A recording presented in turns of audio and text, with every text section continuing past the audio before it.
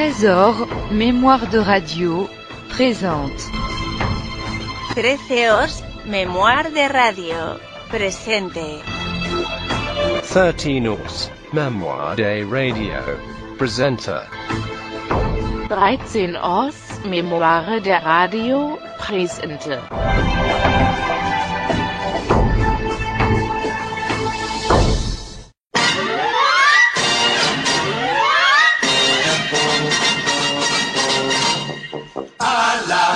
Du client, on sait déjà ce qui attend. C'est le coup de bambou ou bien le 10%, tout dépend de la tête du client. L'habit ne fait pas le moine, par contre, croyez-moi. Un portefeuille trop bien garni, cela se voit. Si vous roulez sur l'or, ne le montrez pas trop. Mettez votre melon, mais allez prendre le métro. À la tête du client, on sait déjà ce qu'il attend. C'est le coup de bambou ou bien le 10%, tout dépend de la tête du client. Si vous tombez, qui sait, sur un maître chanteur, qu'il n'ait pas de pitié ou bien qu'il ait du cœur, comme un petit pigeon, il saura vous plumer, il vous possédera suivant ce que vous possédez. À la tête du client, on sait déjà ce qu'il attend. C'est le coup de bambou ou bien le 10%, tout dépend de la tête du client.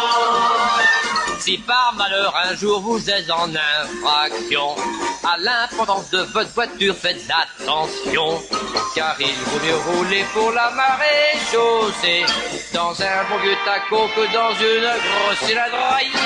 À la tête du client, on sait déjà ce qu'il attend.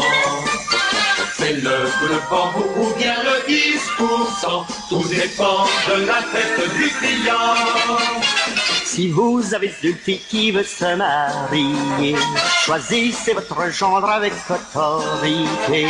Il doit savoir en plus de ce qu'elle va dépenser, tout ce que sans compter, vous comptez bien lui emprunter.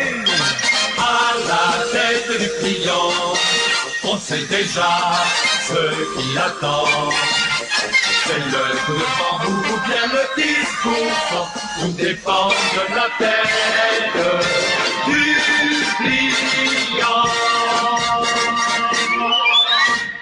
Et Francis Blanche, alors qu'est-ce que vous allez faire pour votre performance? Vous allez peut-être traverser le studio sur un fil de fer en équilibriste ou faire du trapèze. Alors, quelle est votre performance, Francis Blanche? Eh bien, je pense, Fernand, qu'une performance, c'est quelque chose qu'on n'a pas l'habitude de faire. Alors, je voudrais essayer de me lancer tout à fait exceptionnellement, et pour une fois, pour te faire plaisir, dans la chanson sentimentale. Une chanson, mais extrêmement romantique, que j'aime beaucoup, qui est d'Aristide Bruand, qui s'appelle Rose Blanche, mais qui est plus connue sous le nom de Rue Saint-Vincent. Et cette chanson, je l'ai entendue chanter dans le temps par un vieux clochard qui hantait les cours et qui, pour quelques sous, chantait cette chanson. Alors, il est possible que dans mon interprétation, je sois un petit peu influencé par lui. Alors, plutôt que d'être un petit peu influencé, j'aime mieux l'être entièrement et je vais essayer de reconstituer la performance du clochard qui chantait la rue Saint-Vincent d'Aristide Bruand. Ça donnait à peu près ça. Musique. Demandez la complète de la Rose Blanche par Aristide Bruand. La Rose Blanche par Aristide Bruand, messieurs, dames. Elle avait sous cette queue de meurtre, sur les vues de Montmartre, un petit air innocent. On l'appelait Rose, elle était belle, elle sentait bon la fleur nouvelle, rue Saint-Vincent. Elle n'avait pas connu sa mère, elle n'avait pas de père, et depuis 1900, elle vivait chez sa vieille aïeule, où ce qu'elle poussait comme ça toute seule, rue Saint-Vincent. Elle travaillait déjà pour vivre, et les soirs de givre, dans le froid noir et glaçant, son petit fichu sur les épaules, à remonter par la rue des Saules, rue Saint-Vincent.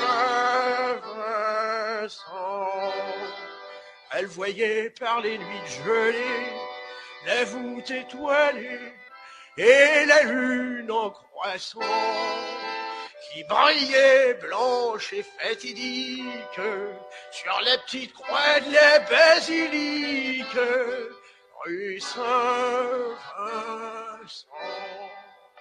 L'été par les chauds crépuscules a rencontré Jules qui était si caressant, à rester des soirées entières avec lui près du vieux cimetière, rue Saint-Vincent. Et le petit Jules était de la tierce qui soutient la guerre, alors l'adolescent, voyant qu'elle marchait pas au pentre, d'un coup sur un, il trouait le ventre, rue Saint-Vincent.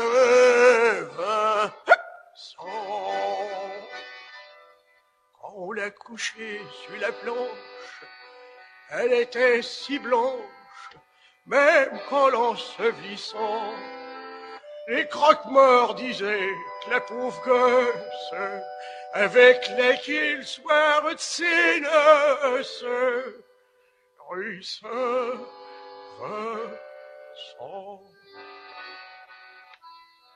Elle avait sous cette queue de martre, sur la butte Montmartre, un petit air innocent. On l'appelait Rose, elle était belle, elle sentait bon les fleurs nouvelles, rue Saint-Vincent. Elle avait de bon cœur, messieurs, dames. Merci, messieurs, dames. Merci, elle avait de bon cœur, messieurs, dames. Merci. Merci. Vous avez une belle voix de ténor. Vous devriez persécuter là-dedans. Bravo, Francis Blanche. Est-ce que vous croyez que aujourd'hui il y a quelque chose de nouveau dans l'humour? Aujourd'hui, en 1965, par rapport, par exemple, à vos débuts à l'Amiral, mettons. Oui, il y a quelque chose de nouveau, je vais vous dire, peut-être pas de la part des humoristes eux-mêmes, mais de la part du public, qui est devenu plus réceptif à un certain genre d'humour. L'humour elle-même, on le faisait, moi je me souviens avoir fait en 46, 47 une série d'émissions avec Pierre Court qui s'appelait Sans rime ni raison, qui faisait scandale à ce moment-là. Vraiment, il recevait des paquets de lettres indignées. Enfin, le directeur des variétés a failli avoir beaucoup d'ennuis à cause de nous. Il a tenu bon, ce cher homme, et nous lui en sommes très reconnaissants. Et ben, quand je relis maintenant les textes de ces émissions, c'est tout à fait anodin. On passerait ça maintenant. Personne ne crierait au scandale. C'est tout à fait dans la note de ce qu'on fait, de ce qu'on écrit maintenant. C'est donc, s'il y a quelque chose de nouveau, je crois, la mentalité du public qui est nouvelle. C'est le public qui a évolué. L'humoriste, lui, n'a pas changé. Si, certainement, parce que porté par là, l'avant-garde elle-même continue à avancer et les mêmes problèmes se reposent. C'est-à-dire que maintenant, il doit y avoir certainement un certain genre d'humour qui suppose des réactions défavorables du public, ainsi de suite. C'est la ronde, c'est la chaîne.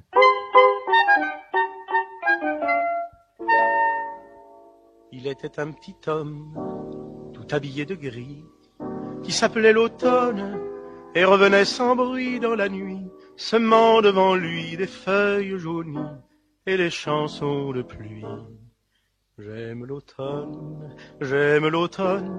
et ses souvenirs de jadis, l'odeur des tabliers, de la rentrée des classes, parfum du tissu neuf, et des cartables bruns, et des plumiers de cuivre, et des marrons qu'on casse, l'odeur de l'encre fraîche sur les premiers bons points, visages inconnus, des nouveaux camarades, mystères des cahiers que l'on ouvre en tremblant, et les jeudis d'octobre, aux courtes promenades, la nuit tombe trop tôt pour les petits enfants. Mais quand on retrouve au fond d'une poche un peu du sable de l'été, C'est bien ce jour-là, quand on est un gosse, que l'on apprend à regretter. Il était un petit homme, tout habillé de blanc, qui courait sur la plage derrière un cerf-volant palpitant, courait sous le ciel, courait follement après son âme d'enfant. Il s'envolait, il s'envolait, il s'envolait dans le vent.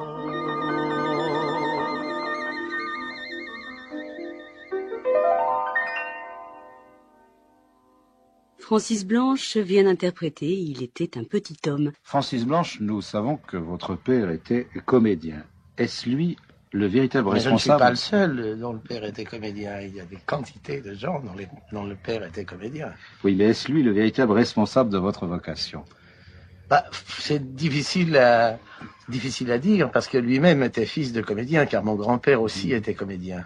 Donc pour vous, c'était tout à fait naturel de se lancer dans ce métier? Oui, je sais pas, enfin, ça n'a pas fait l'ombre d'une difficulté. On m'a souvent cité des cas de vocation contrariée, de gens qui avaient à lutter contre l'hostilité de leurs parents pour faire cette carrière artistique. Je dois dire que je n'ai pas eu cette chance. Je dis cette chance parce que ça leur fait un sujet de conversation. Ils disent, quand je pense que mon père ou ma mère ne voulait pas que je fasse ce métier, hein, moi, je ne peux pas dire ça, parce que vraiment, il a toujours été question que je fasse ce métier. À un moment, il était question que je fasse mon droit, enfin c'est pas le mien, mais on dit mon droit, le droit des autres aussi, hein.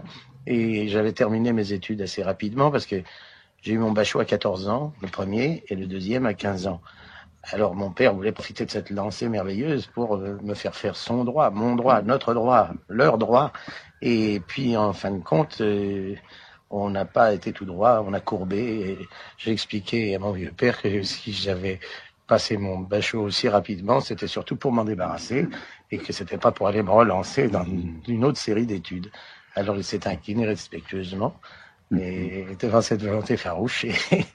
Et 6 mois après, je débutais au cabaret. Et à cette époque-là, qu'est-ce qui vous faisait rire? Qu'est-ce qui me faisait rire? Un peu tout, vous savez. Tout ce qui est drôle, en principe, me fait rire. Mais alors, vous étiez donc bon élève puisque vous avez passé votre premier bac à l'âge de 14 ans. Bon élève, enfin. Pourquoi enfin? Faut le dire vite. Oui, j'étais bon élève, je travaillais bien. Ne ris pas, toi, là-bas. C'est toujours ma femme. Non, j'étais assez dissipé, il faut bien le dire. On a retrouvé l'autre jour dans nos papiers des bulletins de consigne qui sont pas piqués des verres, hein. Oui, vous étiez là un affreux jour. Oh, j'ai retrouvé un bulletin de consigne qui avise mon père que le jeune Blanche, 4e A1, ne sortira pas dimanche. Motif: insupportable par ses gamineries, avait au dortoir une tête de mort en plâtre, impertinence. Signé le surveillant général, enfin des motifs comme ça. Alors c'est peut-être pour avoir été, comme vous le disiez si gentiment, un affreux Jojo moi-même, que j'ai bien compris la mentalité des affreux Jojo et que j'ai écrit cette chanson, curieux document de psychologie infantile que j'ai intitulé « Ça tourne pas rond dans ma petite tête ». Vous la connaissez? Ça fait comme ça.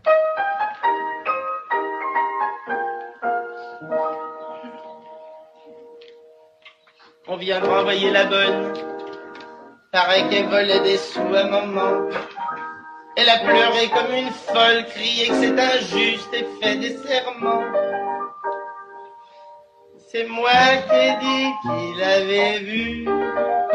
Naturellement, tout le monde m'a cru. C'est pas vrai, mais ça fait plaisir. Je sais pas ce que j'ai.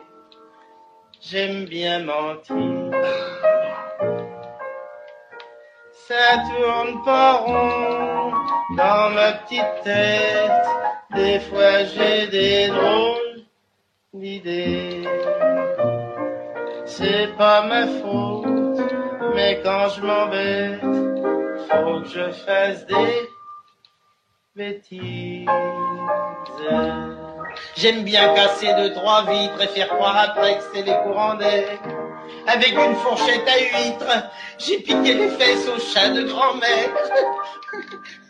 Quand je suis tout seul, je dis des gros mots et je vide les bouteilles de Porto. Je regarde dans les livres défendus les photos des belles dames toute nue. Ça tourne pas rond dans ma petite tête. Des fois j'ai des drôles d'idées. C'est pas ma faute, mais quand je m'embête, faut que je fasse des bêtises. Paraît qu'avec de la poigne on peut me corriger, a dit le docteur. Faudrait que j'aille à la campagne, moi ça me plairait bien. J'aime tellement les fleurs, pour leur arracher les pétales. Je sais pas ce que j'aime bien faire mal. Depuis que ma petite sœur s'est noyée et qu'on a dit que je l'ai poussée.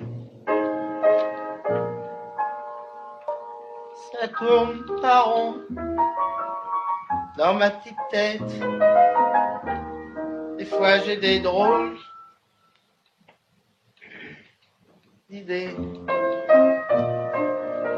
C'est pas ma faute, mais quand je m'embête, faut que je fasse des conneries.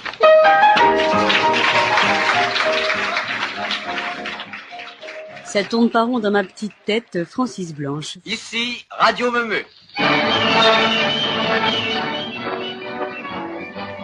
L'émission que vous allez entendre est la dernière d'une série de 37 demi-heures qui constitue la session 1948-49 du Parti d'en rire clôturée ce matin 3 juillet.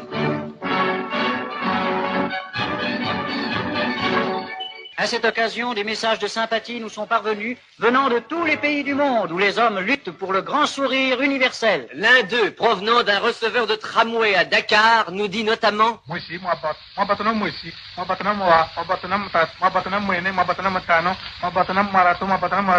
un groupe de meumeux de la Terre de Feu nous envoie ce message brûlant.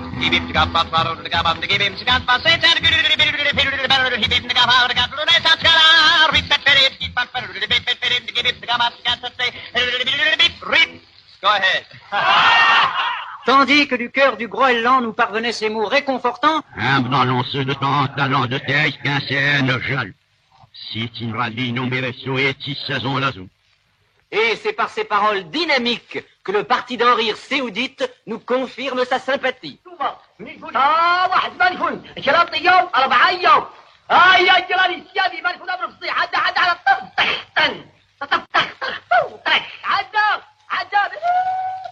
Enfin, de son côté, notre camarade Charles Trenet nous câble d'Hollywood cette version réduite d'une de ses chansons favorites. La mer. Pour la vie.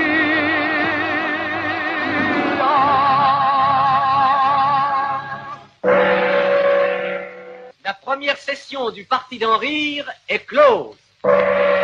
Mesdames, Messieurs, c'est en tant que secrétaires généraux d'un grand parti en gestation que nous sommes venus dans cette enceinte pour accoucher d'un vaste programme. Le Parti d'en rire, dont nous avons la fierté et l'honneur d'être les porte-paroles. Et les porte-cochères. Vous l'avez déjà dit. Merci. Il n'y a pas de quoi. Va par le truchement de notre intermédiaire vous faire connaître ses principes. Pour leur donner plus de chaleur et d'harmonie, nous allons vous les présenter sur les motifs du célèbre Brasero de Ravel. Le Brasero au sourire si doux. Dont nous nous sommes assurés l'exclusivité. Voilà.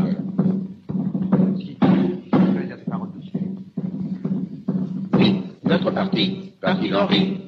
Oui, c'est le parti de tous ceux qui n'ont pas pris de parti. Notre parti, Parti d'en rire. Oui, c'est le parti de tous ceux qui n'ont pas pris de parti. Notre parti, Parti d'en rire. C'est le parti de tous ceux qui n'ont pas pris de parti. De prendre la tête d'un parti. Qui soit un peu comme un nombril, un parti placé au-dessus des partis, en bref un parti, oui. Oui, c'est le parti de tous ceux qui n'ont pas pris de parti. Lui se protéger la patrie de tous les autres partis, et ceci jusqu'à ce qu'une bonne partie soit partie, et que l'autre partie c'est parti. Et compris qu'il faut être en parti, répartis, tous en un seul parti, notre parti. Notre parti, Parti d'en rire. oui, c'est le parti de tous ceux qui n'ont pas pris de parti. Nous avons placé nos idéaux bien plus haut que le plus haut des idéaux. C'est le partout. Et nous ferons notre mieux, crève Dieu, crève mon Dieu, devant Dieu, pour que ce qui ne va pas aille encore mieux. C'est le partout de tous ceux qui n'ont pas pris de parti. Oui, pour vivre heureux, prenons le parti d'en rire. Seule la joie et la gaieté peuvent nous sauver du pire. La France gaieté, la saine gaieté, la bonne gaieté des familles. Oui, c'est le parti de tous ceux qui n'ont pas pris de parti. Nos buts sont déjà fixés, réconcilier les œufs brouillés, faire que le beau temps puisse se coucher, apprendre aux chandelles à se moucher, aux lampes pigeons à roucouler, amnistier les portes condamnées, à l'exception des portes manteaux. Tiens, ça ne rime pas. Je sais, c'est pour ça qu'ils sont condamnés. Faire sauter les plombs à coups de trique et les pommes de terre au plastique. Exiger que tous les volcans soient ramonés une fois par an. Rendre obligatoire et laïque le port du slip en céramique. Mais interdire au moins de 16 ans le port du havre par gros temps. Simplifier les lignes d'autobus en supprimant les terminus. Et pour prouver qu'on n'est pas chiche, faire beurrer tous les hommes sandwich. Voilà quel est notre programme. Voilà le programme. 1, 2, 3. Mandez le programme. 4, 5, 6. On compte partout. 7, 18, 32. Je le paye sans sous. 9, 43 demi. Un des récits. Notre parti, parti d'Henri. Oui, c'est le parti de tous ceux qui n'ont pas pris de parti. Notre patrie, notre nombril. Oui, non, si, merde, de tous ceux qui n'ont pas pris de nombril. Et voici ce qu'est notre parti. Francis Blanche, bien souvent, au cours d'émissions radiophoniques, vous êtes livré, en débit de la forme qui restait humoristique, à un véritable travail de critique musicale. Alors aujourd'hui, nous allons être très sérieux, et je voudrais que nous évoquions ensemble les rapports de Francis Blanche et de la musique. Non, critique musicale, non, quand même. Ah si, tout de même, un peu. Oh, non, je laisse ça à M. Gavotti et à ses confrères. Bon. Moi, je n'entends pas de cette oreille-là. Lui non plus, d'ailleurs, mais enfin, c'est une autre histoire, ça. Non, travail de critique musicale, sûrement pas. De temps en temps, j'ai laissé peut-être échapper une ou deux phrases qui laissaient supposer quels étaient mes goûts et mes préférences, mais rien de plus. Oui, mais quel a été le premier contact avec la musique ? C'est un vieil amour depuis toujours? Oui, c'est très ancien. C'est des contacts très spéciaux avec la musique d'ailleurs, parce que je suis pas tellement musicien moi-même, enfin. Vous ne jouez d'aucun instrument? Non, je tapote du piano. Et pourtant, vous voyez, c'est bizarre, j'ai composé des quantités de chansons, paroles et musique, n'est-ce pas? Mais j'ai jamais été fichu de les écrire. Ça m'a fait beaucoup de tort, d'ailleurs. Je suis une espèce d'analphabète de la musique, quoi. Mais dans le fond, on peut supposer que le type qui a écrit J'ai du bon tabac ne savait peut-être pas non plus écrire en français, hein. Oui.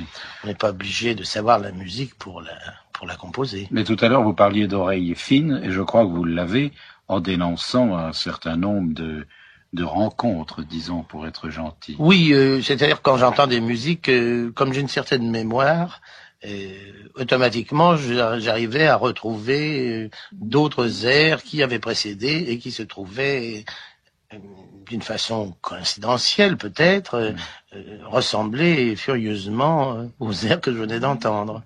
Oui, ou à d'autres mélodies plus classiques que les gens n'entendent pas couramment. Exactement.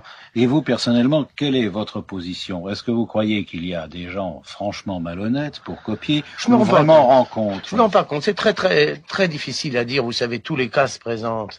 Évidemment, on vous répond, quand vous parlez de coïncidence musicale, on vous répond, oui, mais il y a que 7 notes dans la gamme. Bien sûr, mais il y a quand même aussi très peu de couleurs dans l'arc-en-ciel. C'est pas une raison pour que les gens fassent les mêmes tableaux. Oui. Hein? Mais très souvent, il y a d'une part le plagiat pur et simple, c'est-à-dire le vol organisé, qui ne cache pas son nom d'ailleurs. Puis il y a la rencontre fortuite, c'est-à-dire le hasard, la rencontre, la coïncidence, vraiment. Moi, je sais, ça m'est arrivé. Hein.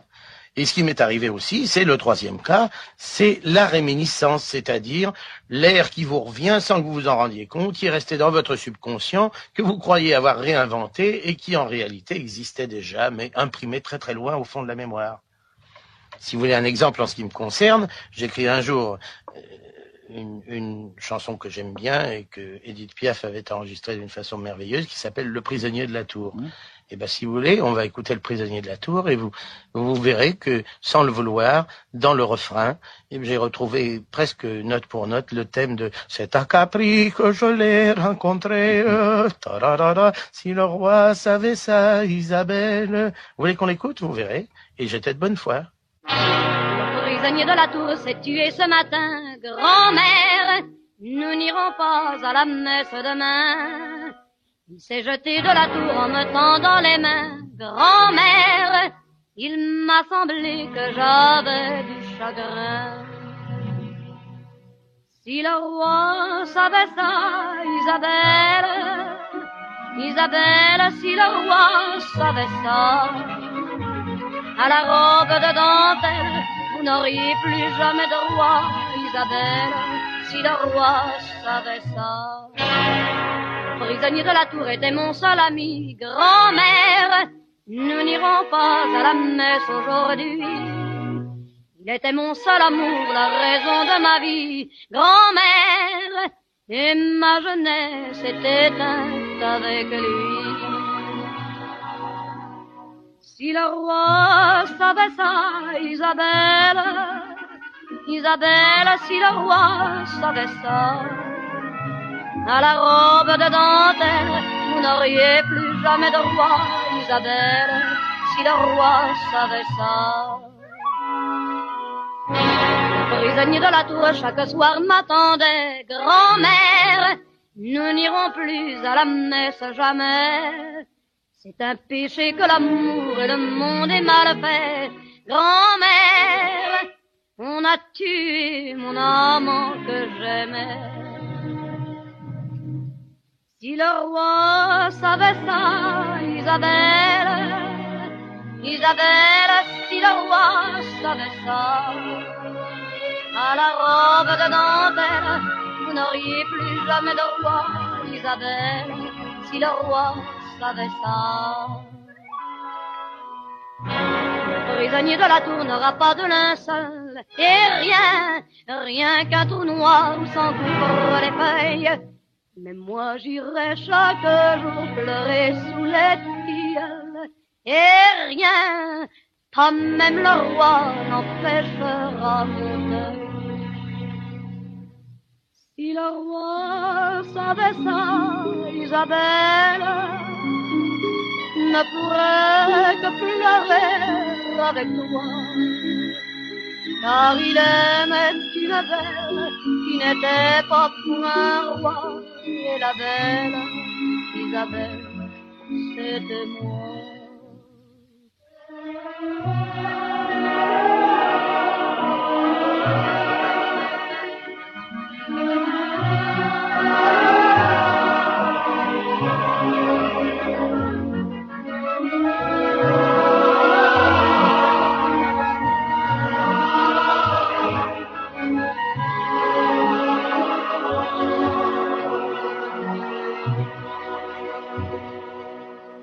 Signé Furax.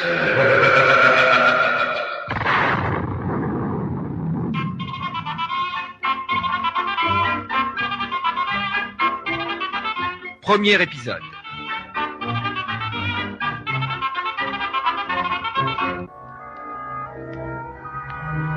L'histoire commence d'une façon banale, place de la Concorde, à 3 heures du matin. Une aventure d'ivrogne qui se déroule au moins une fois par an à Paris. Un homme agrippé aux grilles du jardinet entourant l'obélisque se croit enfermé. Ça, c'est classique. Oui, mais cette nuit-là, l'affaire prit une tournure étrange.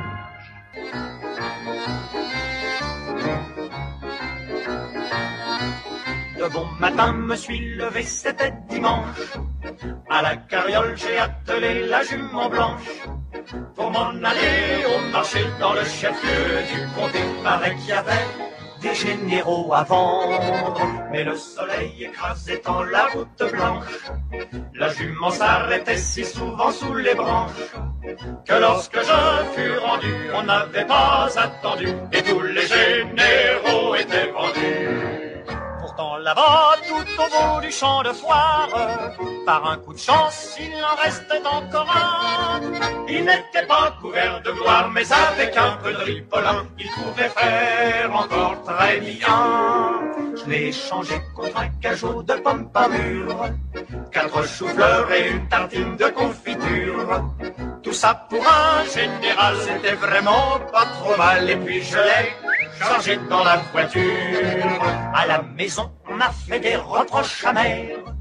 Encore une fois, paraît que je m'étais laissé faire. Un général dans cet état, ça valait beaucoup moins que ça. Mais puisque c'était fait, tant pis pour moi. Et puis les gosses ont eu peur de sa moustache. Elle était rousse et ça les faisait pleurer. On lui a coupé d'un côté, mais le chien s'est mis à aboyer. Alors on a laissé l'autre moitié. Il ne fichait rien pour pas salir son beau costume. De temps en temps, il épluchait quelques légumes ou réparait l'escabeau ou débouchait le lavabo. Mais il ne savait même pas jouer du piano. Pourtant, certains soirs d'été, le général s'asseyait sur la paille et les yeux perdus dans l'immensité, il nous racontait ses batailles. Il nous parlait des Dardanelles quand il n'était que colonel, et de la campagne d'Orient quand il n'était que commandant, l'épopée napoléonienne quand il n'était que capitaine, et puis la guerre de 100 ans quand il n'était que lieutenant, les croisades des Pépins, le bref quand il n'était que sergent-chef, et les éléphants d'Hannibal quand il n'était que caporal, les Thermopyles Léonidas quand il n'était que 2e classe, et Ramsès de la Première Guerre quand sa mère était cantinière.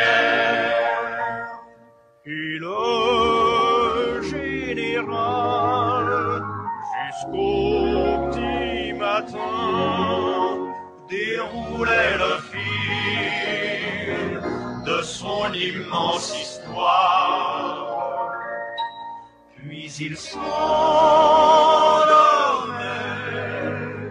sur sa botte de foin, et nous, sans parler, nous rêvions de gloire. Il est resté comme ça chez nous jusqu'à l'automne, sans travailler, sans trouver la vie monotone. Ça nous a même étonné d'apprendre par le curé qu'il avait fait 2 jumeaux à la bonne. Et puis voilà que par un beau matin de décembre, il est entré sans même frapper dans ma chambre. Il venait de lire dans le journal qu'on le nommait maréchal. Alors il nous quittait, c'était fatal. Je l'ai conduit en carriole jusqu'à la ville. On m'a rendu mes choux-fleurs et mes cajots. Et sans émotion inutile, sans pleurer, sans se dire un mot, on s'est quitté en vrai héros. À la maison, la vie a pris sans aventure. Y a plus personne pour nous chipper des confitures. Le général au bistrot avait planté un drapeau pour la patrie. J'ai payé la facture. Je ne suis plus jamais retourné au marché, mais quelquefois dans le ciel de la nuit d'été, on voit briller 5 étoiles. Et ça nous fait un peu mal. On n'a acheté jamais un général. Attention, les jockeys se mettent en selle, Francis Blanche aussi, premier parcours chanson. Et premier obstacle, la chanson inédite. Composée spécialement pour l'émission sur un thème donné le même pour tous, Mes aventures, en un seul mot. Je me tourne vers Francis Blanche. Auteur? Auteur Francis Blanche. On n'est jamais si bien servi que par soi-même. Compositeur? Compositeur Gilbert Bécaud. C'est un bon cheval, un peu nerveux, mais très allant. Allez, allez! Interprète? Interprète, Gilbert Bécaud. La chanson s'appelle? La chanson s'appelle Don Quichotte. Et elle traite de quelle sorte de mésaventures? Toutes les mésaventures, parce que À vrai dire, Don Quichotte, c'est le roi de la mésaventure, n'est-ce pas? Il lui arrive toujours quelque chose et c'est toujours, en fin de compte, une catastrophe qui termine tout ça. Alors j'ai pensé que mes aventures pouvaient être mieux illustrées que par Don Quichotte. Alors j'ai demandé à Gilbert Bécaud de composer une musique sur les paroles de Don Quichotte. Elle doit être faite à l'heure actuelle d'ailleurs. Eh bien, nous allons lui demander d'entrer au studio. Ah non, parce que Gilbert Bécaud, il est chez lui, il était au Chesnay, dans les environs de Versailles, et il vaut mieux qu'on y aille. Eh bien, allons-y. On y va.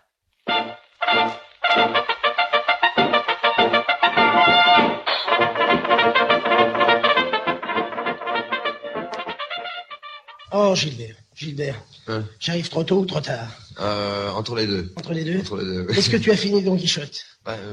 Oui, mais enfin, c'est pas tout à fait ça encore. Pourquoi tu veux que je chante? Ah oui, en première audition pour les auditeurs du Grand Prix de Paris. Ah, c'est pour les auditeurs du Grand Prix de Paris. C'est drôle de prendre Don Quichotte pour le Grand Prix de Paris. Oh, sinon, placé 3 fois. C'est drôle. À vrai dire, je leur ai promis une chanson sur mes aventures. Et le roi de la mésaventure, c'est Don Quichotte, il n'y a pas d'histoire. Sans aucun doute, oui. Alors, si tu veux bien, on va leur donner en première audition exceptionnelle le Don Quichotte tout frais est sorti du four. Tout frais moulu. Hein.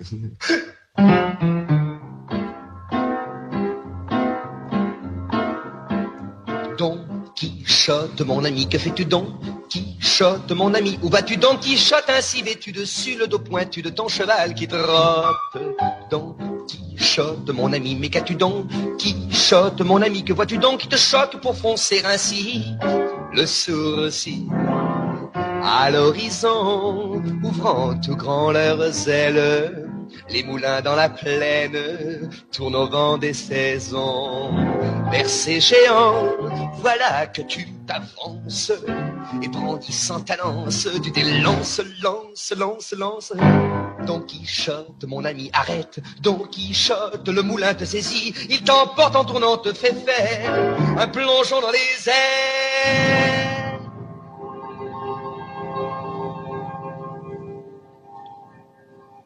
Te voilà seul au milieu des betteraves, ta lance en 2 morceaux, ton bouclier percé. Et là-haut, les moulins continuent de tourner. À quoi sert Don Quichotte? À quoi sert d'être brave quand on est seul au monde à lutter contre le vent? Une main pourtant te frôle, se pose sur ton épaule. Ton vieil ami est toujours là, Sancho Panza qui te sourit. Et là-haut, les moulins continuent de tourner.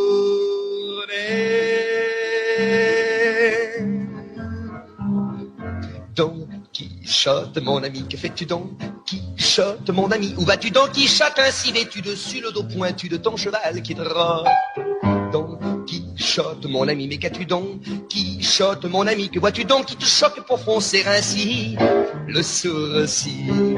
D'autres moulins tournent leurs ailes blanches pour t'offrir la revanche que tu poursuis en vain. Car chaque jour pour toi ça recommence, et brandissant ta lance, tu t'élances, lance. Don Quichotte, mon ami, mais pourquoi Don Quichotte? À quoi bon attaquer la vie? Tout ça finit toujours pareil, un plongeon dans le ciel.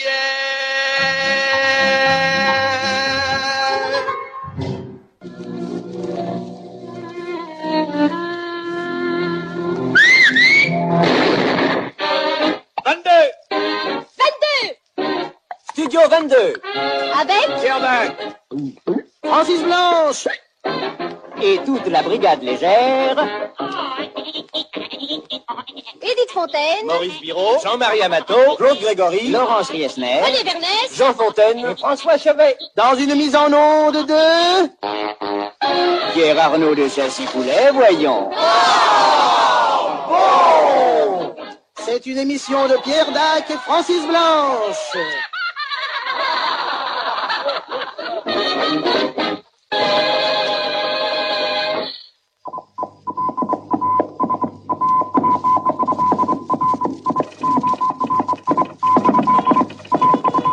Mesdames, Messieurs, aussitôt qu'il fut question que nous assumassions une émission sur les antennes parisiennes, 3 télégrammes nous parvinrent. L'un émanait de la direction générale, le second de la présidence de la République et le troisième de la Société protectrice des animaux. Le premier télégramme disait « du nouveau », le second « encore du nouveau », le troisième « toujours du nouveau ». C'est en nous appuyant fortement du brago sur cette triple et puissante parole que nous nous lançons courageusement dans l'exploitation de notre Studio 22. À vous, mon cher Dac. Après vous, mon cher Blanc. Mais je n'en fais rien. Vous en êtes un autre. Eh bien, d'accord. D'accord. Nous avons pris, mon ami ami Blanc, Dac et c'est moi, la l'énergique farouche résolution décision de de n'émettre diffuser sur les les antennes ondes de françaises France que des mots phrases et élucidés des concepts qui soient exclusivement nouveaux. Tout De le là monde le titre de Studio 22 dont nous avons donné silence, point au sens... Historique du Studio 22.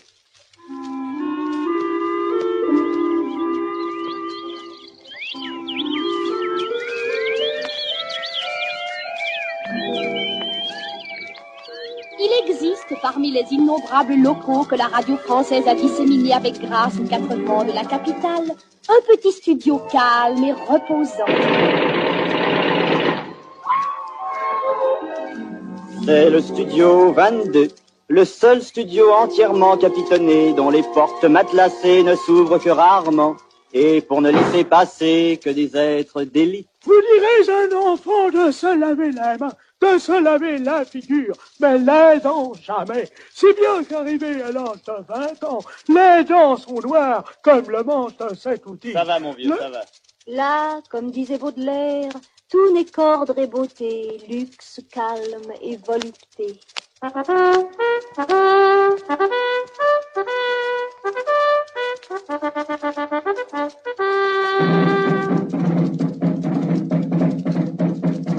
C'est dans le silence de cette retraite que nous travaillerons désormais à faire pour vous, mesdames et messieurs, du nouveau, encore du nouveau, toujours du nouveau. Attention, attention, bravo, c'est pas nouveau. Bon, alors, bravache.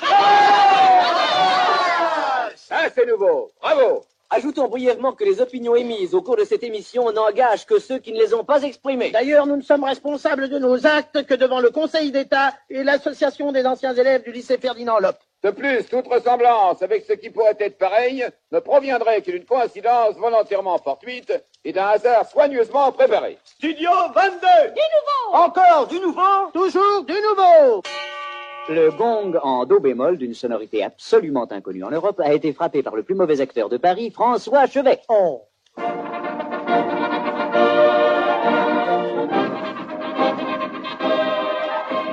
Et voici les néo-actualités sonores.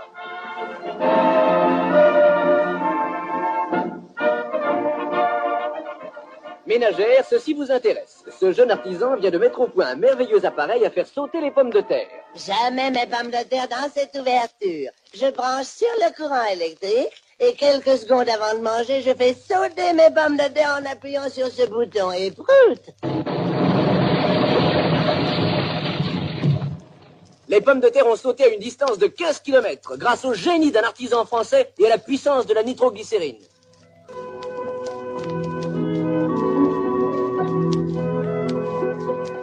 Pour votre beauté, mesdames, la grâce et la ligne de la vedette italienne Silvana Mangano font rêver les hommes.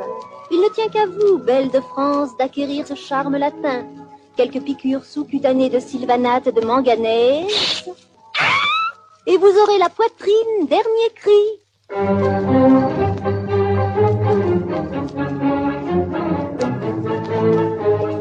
Au muséum de Palavas-les-Flots, Monsieur Crado, océanologue bien connu, présente un poisson calculateur.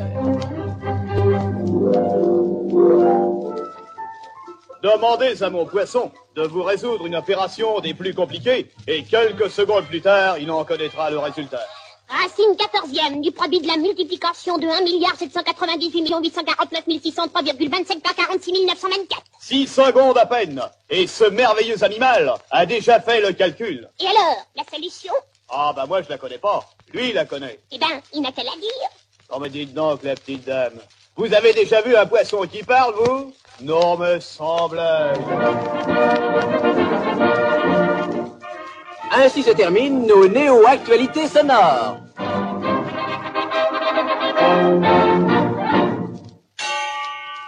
Toujours en ut bémol. Mais oui, mon Dieu, on sait. Vous direz à un enfant de se laver les mains, de se laver la figure, mais les dents jamais. Si bien qu'arrivé à l'âge de 20 ans, les dents sont noires comme le manche de cet outil. Studio 22. Du nouveau. Encore du nouveau. Toujours du nouveau. Demandez François, une formidable erreur judiciaire. Un Vaillac n'a pas assassiné Henri IV, il était en état de légitime défense. Demandez François. Veuillez écouter notre chanson feuilleton, Le Petit Savoyard. Étoile des neiges, sèche tes beaux yeux, le ciel protège les amoureux. Je pars en voyage pour qu'à mon retour. Si vous voulez savoir pourquoi le Petit Savoyard est parti en voyage, écoutez vendredi prochain à la même heure la suite de notre chanson feuilleton, Le Petit Savoyard.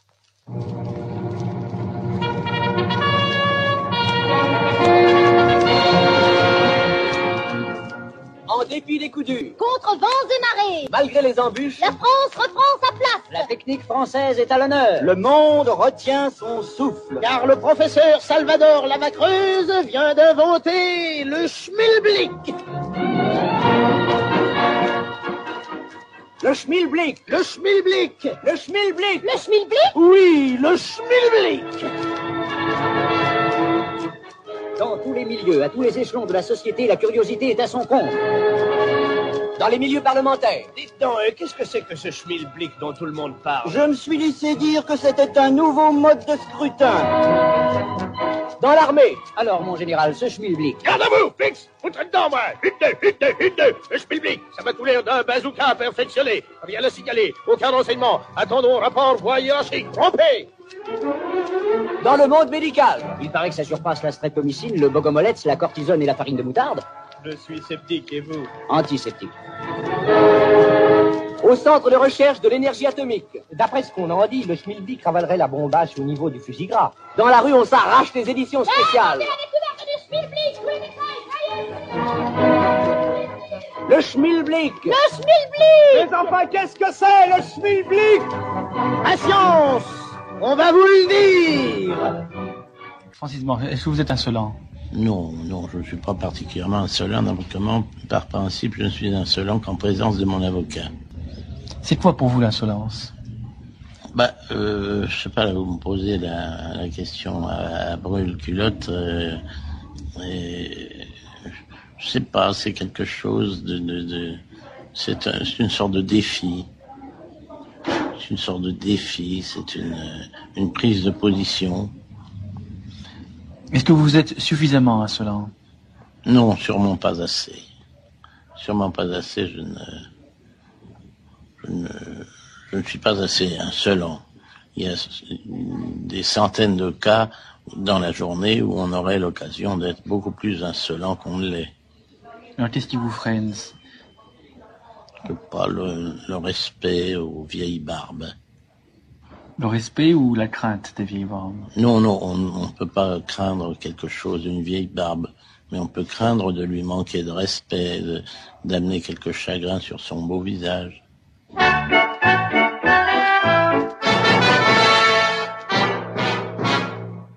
C'était un vieil homme avec une barbe qui était docteur et ne soignait rien, ne mangeant que du riz et de la rhubarbe. Il vivait tout seul avec son vieux chien, en ayant assez d'être misérable, goûteux et gâteux comme on ne l'est pas.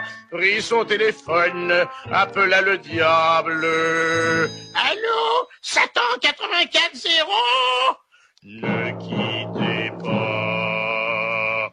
Docteur, docteur, docteur Faust, buvons d'un coup à la santé du diable. Docteur, docteur, docteur Faust, à Méphisto, portons un toast. Le diable apparaît, l'escarcelle pleine, la plume au côté, l'épée au chapeau.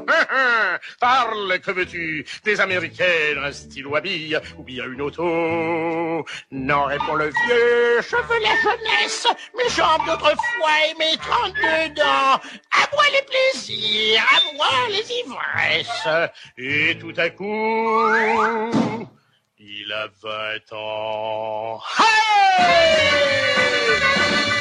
Docteur, docteur, docteur Faust, vivons d'un coup à la santé du diable. Docteur, docteur, docteur Faust, à Méphisto, portons un toast.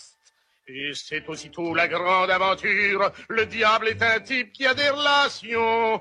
Il lui fait connaître une créature qui file au rouet un mauvais coton. La girl en question s'appelle Marguerite. Et comme le veau d'or est toujours debout, Méphisto lui fait séduire la petite avec du vin. Avec du vin, eh ben le vin, voilà, et des bijoux. Docteur, docteur, docteur Faust, à Méphisto, portons un toast.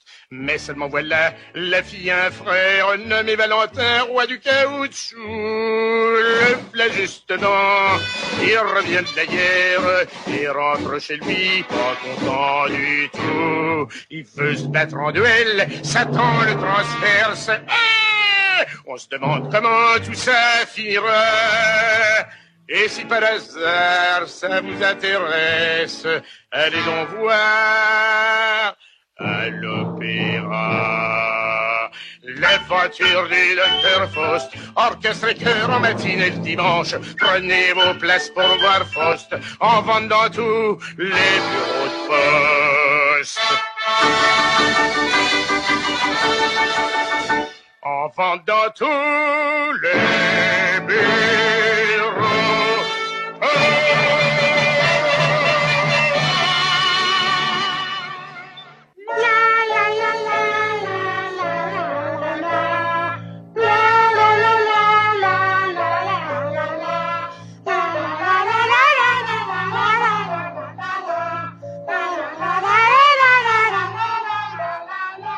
Sœur Marie-Louise vient d'avoir 40 ans. Sœur Marie-Louise, c'est la fête au couvent, car nous fêtons les 40 ans de la sœur Marie-Louise.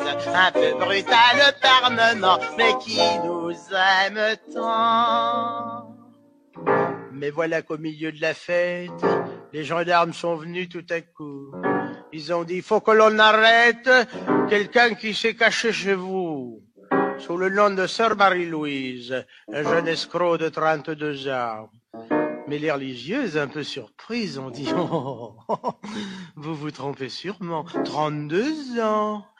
Sœur Marie-Louise vient d'avoir 40 ans. Sœur Marie-Louise n'est pas votre client, car nous fêtons les 40 ans de la sœur Marie-Louise, un peu brutale par moment, mais qui nous aime tant. 3 mois plus tard, messieurs la cour, tout le monde s'est levé dans l'assistance. Avec une barbe de 8 jours, Marie-Louise attend la sentence. Le président dit d'une voix lente, Crépin Joseph est condamné, vu les circonstances atténuantes, à 40 ans de travaux forcés. Sœur Marie-Louise vient d'avoir 40 ans. Sœur Marie-Louise va changer de couvent. Chantons bien tristement pour la sœur Marie-Louise, un peu brutale par moment, mais qui nous aime tant. Mais qui nous aime tant. Eh bien, dites donc, sœur Géraldine, qui l'aurait cru? Elle était bien gentille pourtant. On ira lui porter des oranges, n'est-ce pas? Oui,